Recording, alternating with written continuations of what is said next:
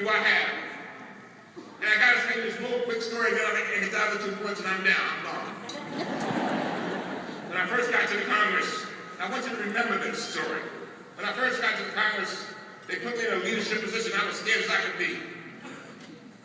Because there I sat with Nancy Pelosi and Gephardt and all these famous people that I'd seen on television on 60 Minutes. And I asked myself, what do you have to offer, Elijah? Here you are sitting here with all these leadership people.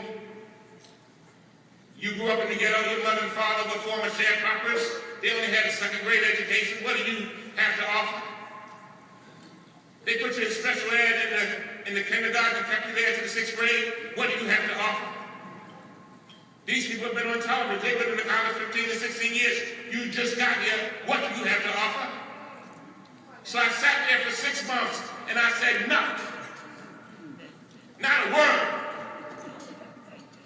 And then one day, Geraldine, they started talking about special ed.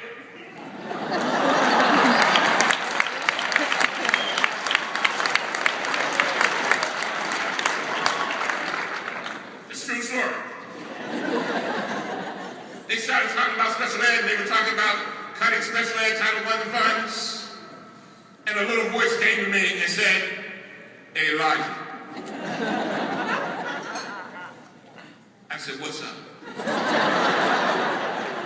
The little voice said, "I prepared you for this moment. Everything that has happened to you up until this moment prepared you for this moment.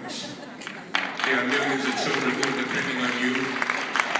They're depending on you. You have to speak up right now. Here you are with folks who are in the leadership and they can make a difference for all those children, the ones in Hawaii, those ones in Omaha, the little boys and girls that look just like you. It's time for you to stand up and say something." And I said back to the little voice, I said, "But I don't have any expertise. They don't want to hear what I have to say." He said, the little voice said, "You are the expert." He said, "Nobody else in this room has ever sat 6 years in special ed, my boy." So it doesn't matter what you go to say, they can't refute it because you're the one who's been there. You need to get up, you need to get up, you need to speak. Speak quickly, you gotta speak quickly. And I kept saying, "No, I'm not gonna do that." And then suddenly the little voice said, "Get up!" And I began to speak. And the more I spoke, the more emotional I became. Because my memory bank just was flooding over.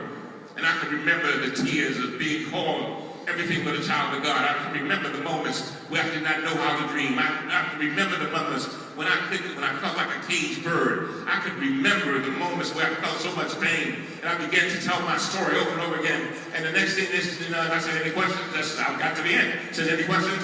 They said, "No." They said, "Oh, well, we can't do that. We can't do what we were going to do." And they did what I wanted them to do.